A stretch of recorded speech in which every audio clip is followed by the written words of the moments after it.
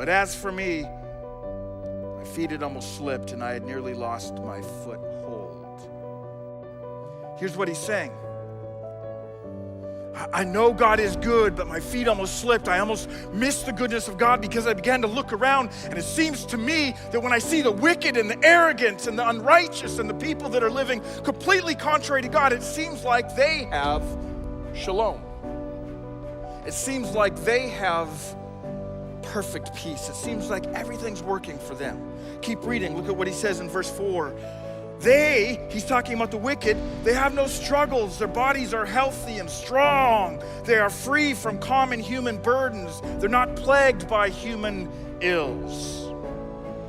You see, what's happening to Asaph is when he's going through the Jerusalem supermarket 3,000 years ago, when he looks over at the scrolls, the newsstand scrolls, and he sees the cover of Jerusalem People or Jerusalem Us Weekly, and he sees these beautiful airbrushed bodies. They're tan, their teeth are perfect, and they're wealthy and rich, and they're living completely contrary to God, but man, they're driving nice cars and they have mansions, and it just seems like everything is working out for them. And here's what he's struggling with. Asaph is saying, God, I feel like I've been playing this religious game. I've been trying to do all the right things, and I feel like it's a little bit of a slap in the face.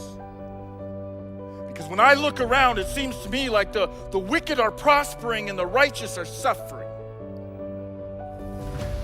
When I tried to understand all this, it troubled me deeply.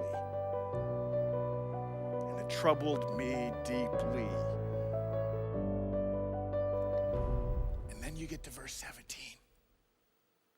Oh, look at verse 17. Until I entered the sanctuary of God, then I understood their destiny. Until I entered the sanctuary of God. Until I entered the sanctuary of God, I saw the goodness of God, but my feet began to slip. I began to lose my way, because as I was walking in the checkout aisle in Jerusalem supermarket, and I look at the covers of the scrolls, and I see all these wealthy, rich people that seem to be living in complete sin, and they seem to have shalom, and they seem to have it all together. And I started questioning, and I started saying, what's the use of serving God?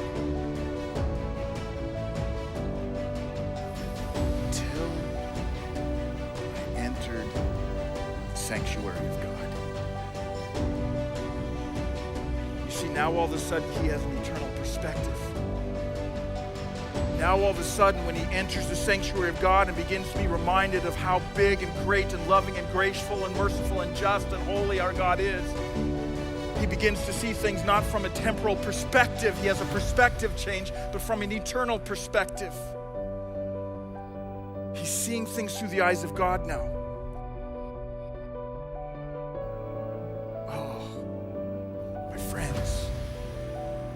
We enter the sanctuary of God, we begin to see things through the eyes of God, and our storms of doubt can become our mountains of hope.